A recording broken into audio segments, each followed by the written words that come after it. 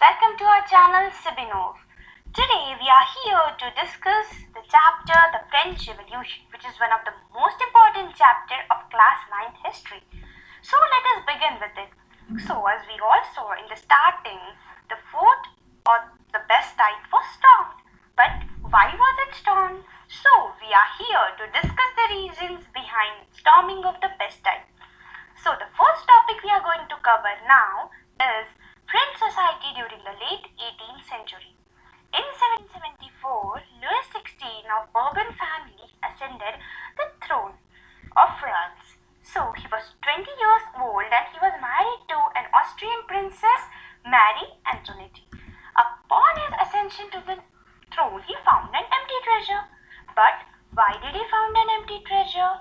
So, long years of war had already drained the financial resources of France. Then, cost of maintaining an immense court at the Palace of Versailles was very costly for the king. Then, France under Louis XVI helped 13 American colonies to gain their independence from the common enemy Britain. This added a billion livres to debt which had already risen to 2 billion livres. Then, the lenders who gave the state credit now started charging 10% interest on the loans. So, as we saw, because of all these reasons, there was an empty treasure. So, we know that if the treasure is empty, it is the responsibility of the king to fill the treasure. So, what did Louis XVI would have done to fill the treasure? He had to increase the taxes. It was okay if everyone had to pay the tax, but in France, it was not like that. Only the people or the members of the third estate used to pay the taxes. So, other two estates didn't pay the taxes. So, now you might be confused at what I am talking about estates. So, let us see what was this and how was the French society divided before 1789. So, old regime is the term which is used to describe society and institutions in France before 1789. So, in France there were three estates. So, the first estate was the clergy, second estate was the nobility, and the third estate belonged to all middle class and other people. So, now let us see each estate in detail. First one is the clergy. So, they had some special privileges by birth.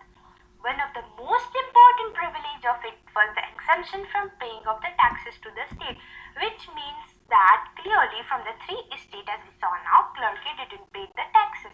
We will see further that even nobility didn't pay the taxes. But for now, we are here to see that clergy didn't pay the taxes to the state. Then it is the nobility. They also had some special privileges by birth like clergy. So they also didn't pay the taxes to the state. So now the burden to pay the taxes to the state was on the third estate alone. We are going to see it further, but first of all, let us see about nobility. They also had some special feudal privileges. For example, they can collect feudal dues from the peasants and etc. So now the most important is that is the third estate we are going to see. They didn't have any special privilege. They also had to pay tithes to the church. Then what was tithes? Tithes was a tax which was levied by the church comprising 1/10 of the agricultural produce. Then they also had to pay taille to the state. What was taille? Taille was the direct tax collected by the state which third estate had to pay, and number of indirect taxes they had to pay to the state. This was the condition of France during the late 18th century. So from this you can understand that there was much inequality in the France during that time. Now the next important event in this series is the subsistence crisis. Struggle to survive subsistence crisis. From the word subsistence crisis, I hope we can understand that the basic means of livelihood were endangered. But a major question must come to our mind that how were these basic means of life endangered? So, in France from 1715 to 1789, population rose from 23 million to 28 million. It isn't a less number, it is very big.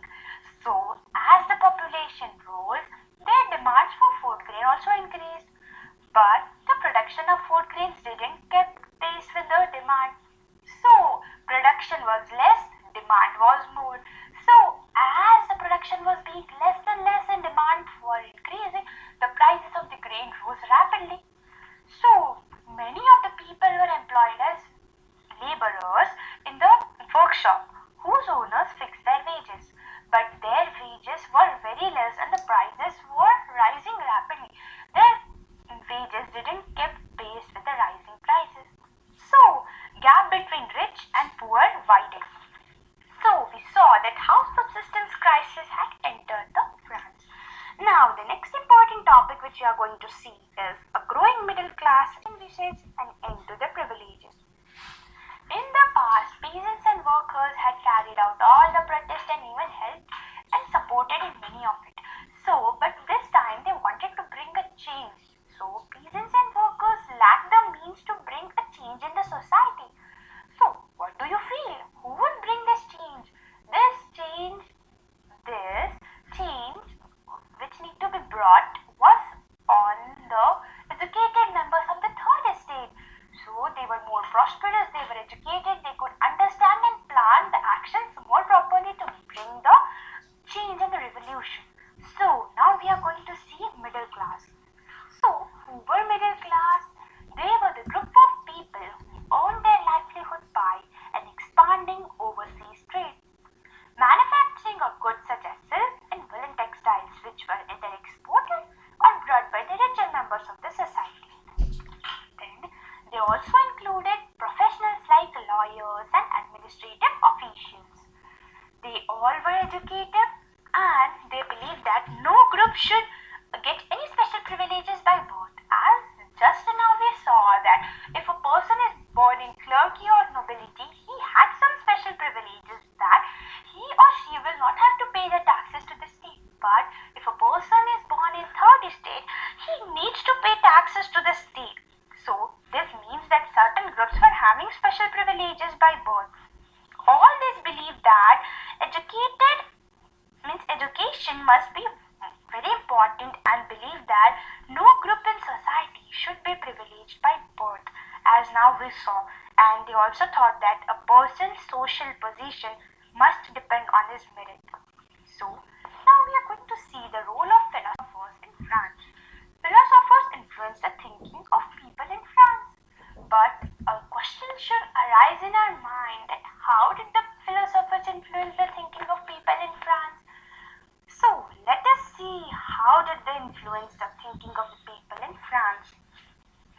The ideas like society based on freedom, equal laws and opportunities for all were put forward by the philosophers like John Locke, Jean-Jacques Rousseau, etc. So the first one today we are going to see is John Locke. So he wrote a book named Two Treatises of the Government. So in his book he denied or disproved the doctrine of divine and the absolute right of the monarch. So now next we are going to see is Jean-Jacques Rousseau. So he proposed the idea of forming a government based on social contract between people and their representatives. This was the idea put forward by Jean-Jacques Rousseau. Then is Montesquieu. So he wrote a book named The Spirit of Laws. In this book, he proposed a division of power within the government between legislative, executive and the judiciary as we do it now. This model was first put forward in USA after 13 colonies declared their independence. So now we saw here how philosophers influenced the thinking of France. They all believed that the society should be based on equality and freedom, and we saw what thinking or what thoughts each of the philosophers had and had influenced the thinking of people in France. Now, one of the very most important topics which we are going to see now is outbreak of revolution. So now we saw all the reasons why there was empty treasure. Since there was empty treasure, no existing had to increase the taxes. So do you think he would alone be able to increase the taxes? So no, because in France during old regime, the king didn't have powers to impose taxes all by himself. So if he cannot impose the taxes all by himself, what do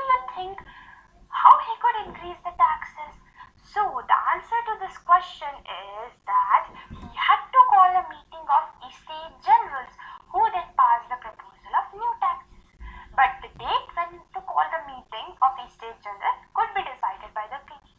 Now you must be inquiring about what are Estate Generals? So, Estate General is a political body to which all the three estates send their representatives. So, I hope till here we had discussed very clearly and you all must have understood something from it. So now, on May 5, 1789, Louis XVI had called a meeting of Estate General. So here, this included 300 members from first and second estate and 600 members of the third estate who were represented by its more educated and prosperous members. So then what happened? So, voting in the Estate General in past were based on the principle of each estate had one vote. But this time, third estate demanded a change, that they wanted that voting should be conducted by considering assembly as a whole and each member should have one vote. So, this was a democratic principle which was put forward by philosophers like Rousseau in his book The Social Contract. But do you think the king must have accepted this proposal? No, he didn't accept this proposal. So what do you think what the third estate had to think? Third estate moved out or walked out of the assembly in a protest. Now, the representatives of the third estate viewed themselves as the spokesmen for whole France. They declared themselves as the National Assembly. And they said that we will not disperse until we had drafted the constitution for the France which would limit the power of the monarchs. So they all gathered in a hall of an indoor tennis court in the grounds of Versailles. They were led by Mirabeau and Abbesius. So now what happened next?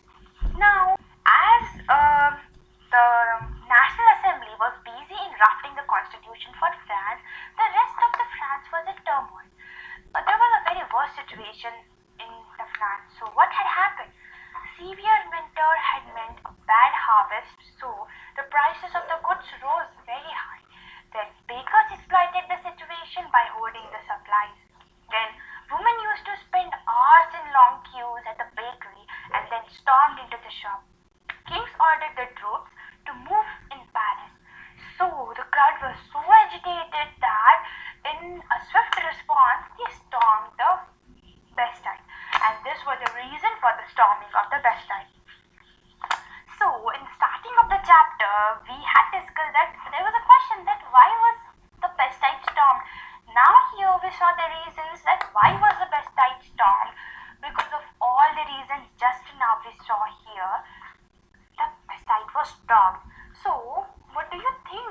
What might be the outcome of this revolution? So fear spread from villages to villages that the lords of manor are on the way to destroy their crops, the ripe crops of the peasants. So peasants got in frenzied fear and they attacked the Châteaux. What is Châteaux?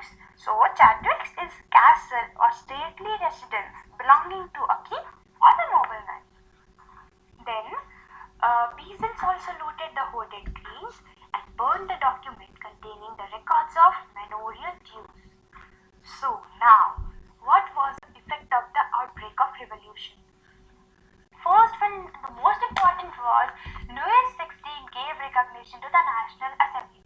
He also accepted that from now his powers would be checked by a constitution.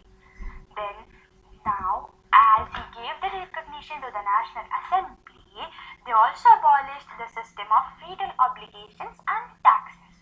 So, clergy were also forced to give up their privileges. Then, tithes was also abolished and land owned by church was confiscated. So, these all were the changes which were brought because of the outbreak of the revolution. Then, we are going to see how France becomes a constitutional monarchy.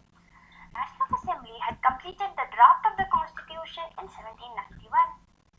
So now, what was the main objective of the Constitution? The main objective of the Constitution was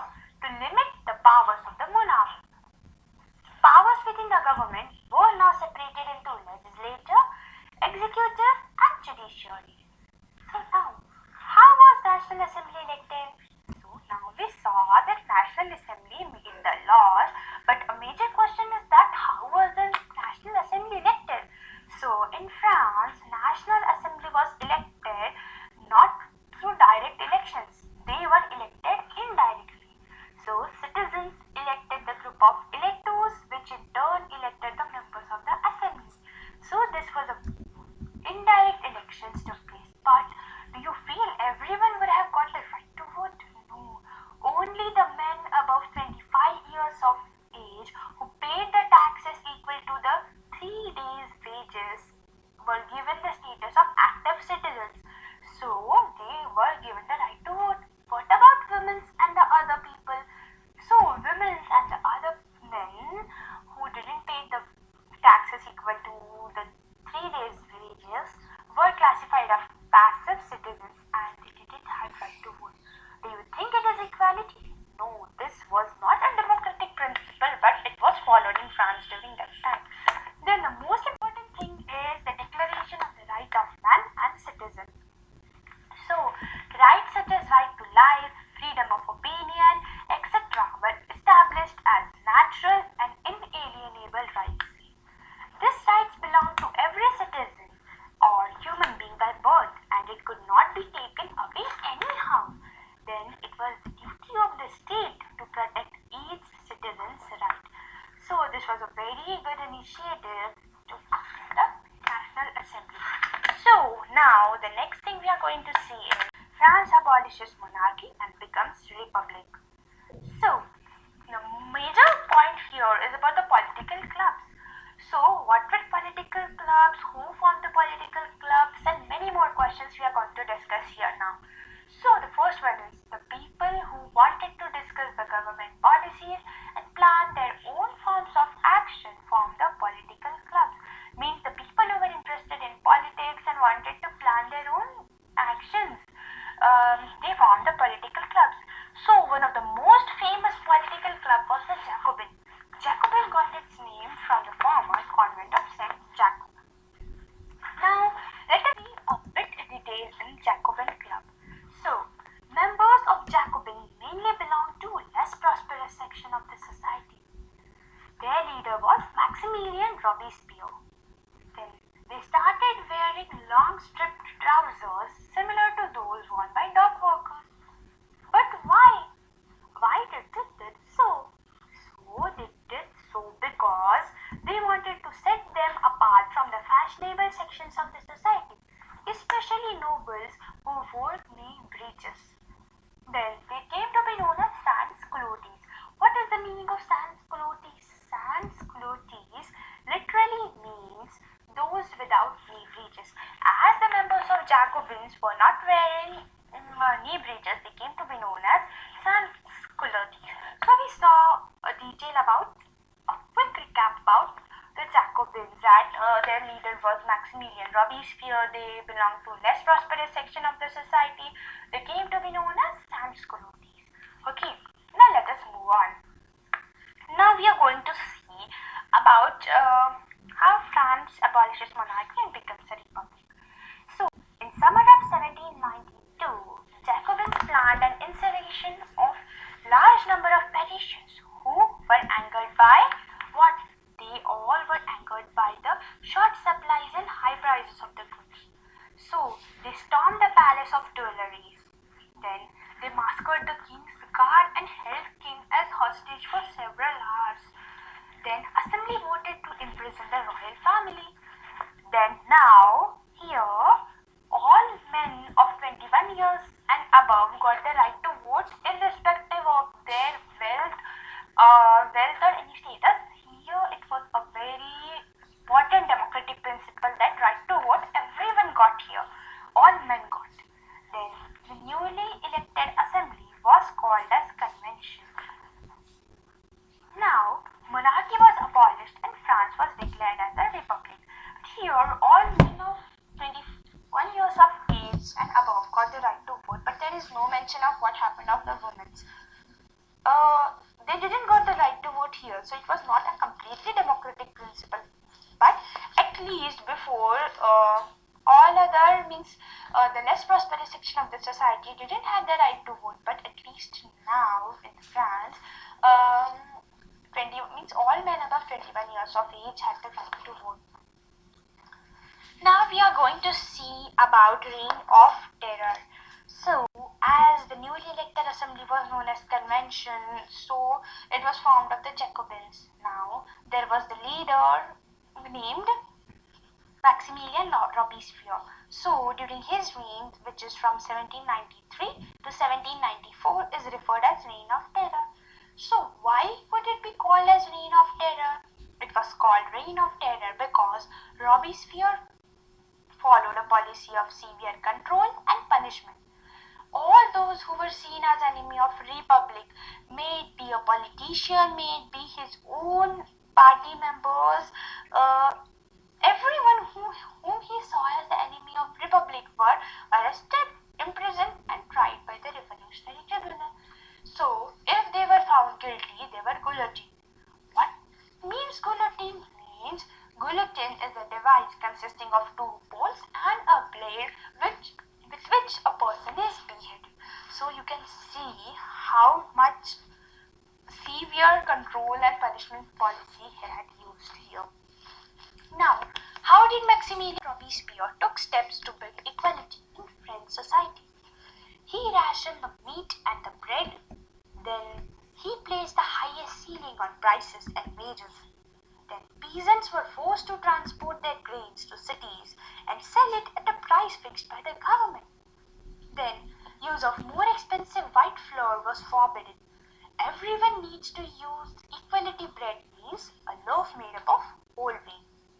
Then use of older titles of aristocracy like Monsieur and Madame was banned. Now everyone were called as citoyen and citoyenne. Then churches were shut down and were converted into offices and barracks. So, but he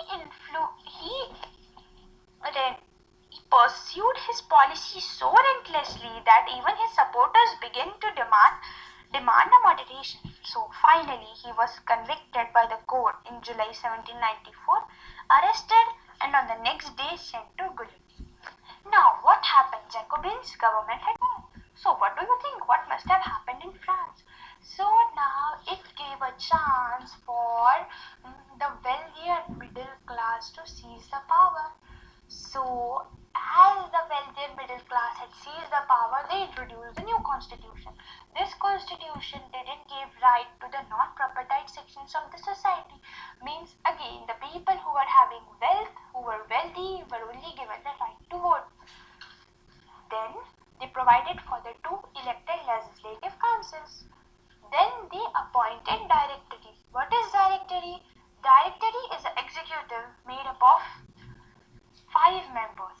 So why was it 5? Why not 1? Because this was done to avoid the concentration of power in the hands of one, as if it was done in the Jacobins. So directory was made up of 5 members. Then directors often clashed with the legislative councils. Since directors clashed with legislative councils dismissed them, and because of this political instability,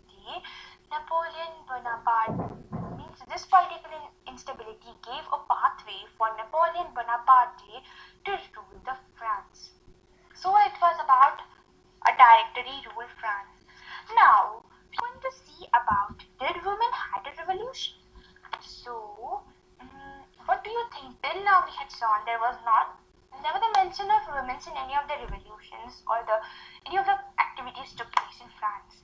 But they were also active. They also made the political clubs.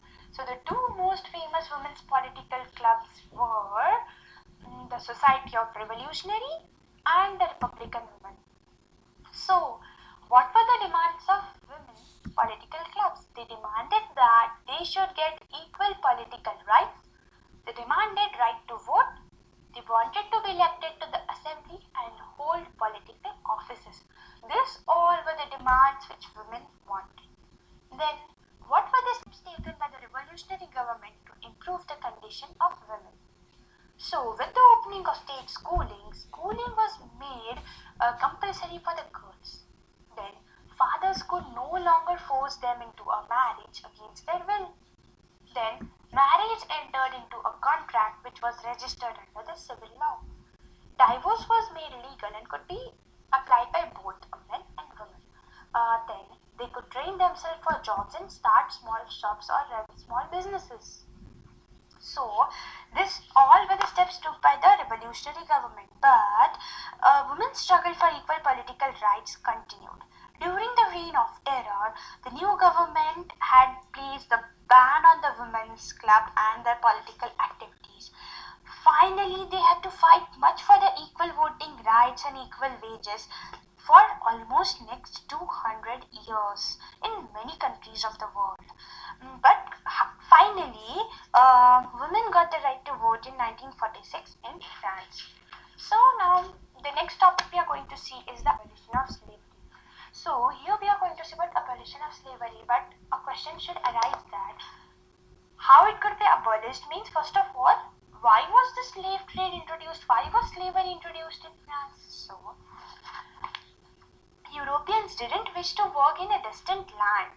They were very reluctant. They didn't wish to go and work in some distant land. So since because of this there was a shortage of labor, but the work was to be done. So to meet the demand of labor, slave trade was introduced.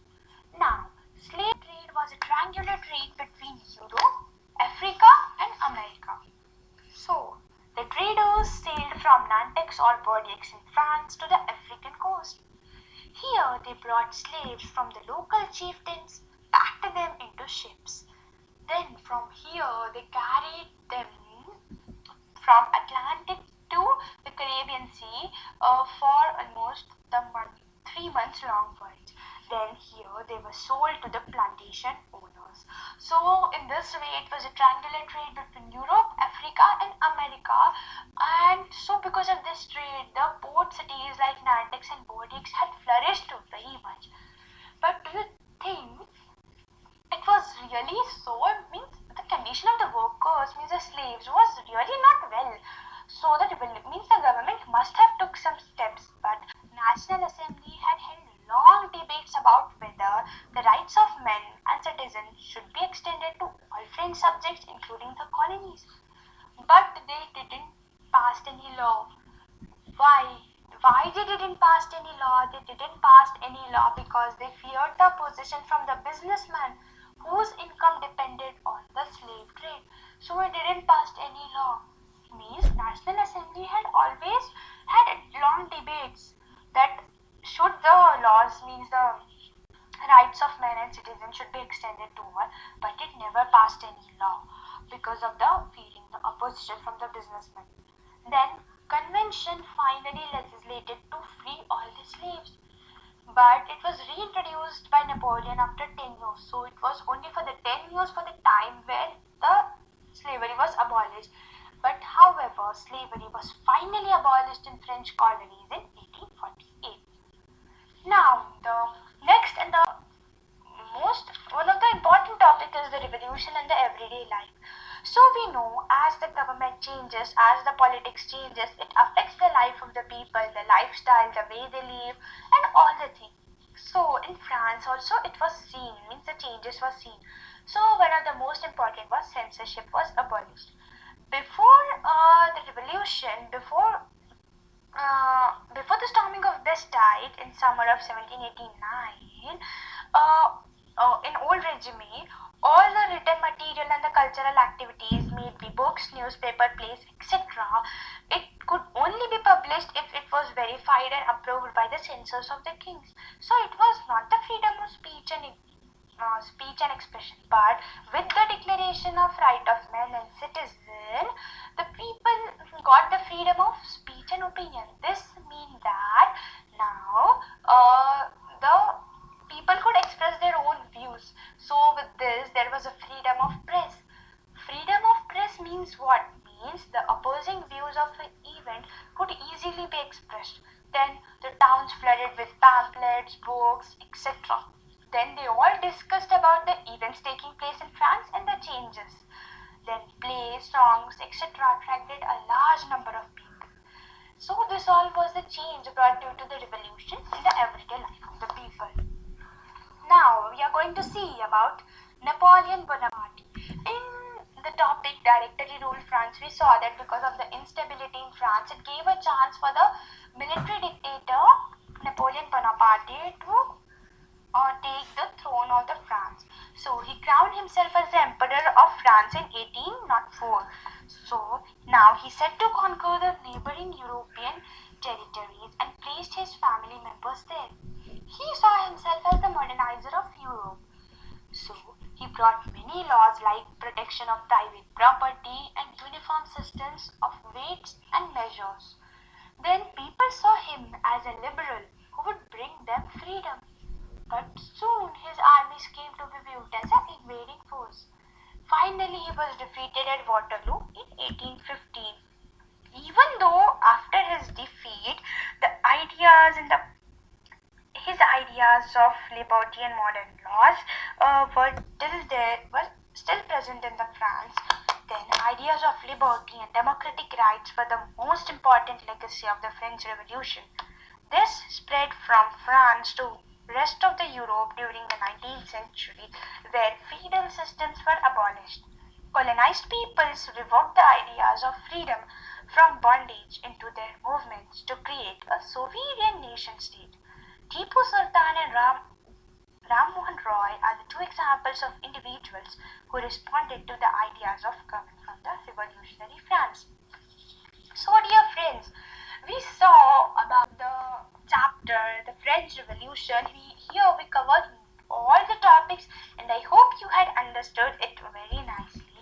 So, thank you, friends. Please do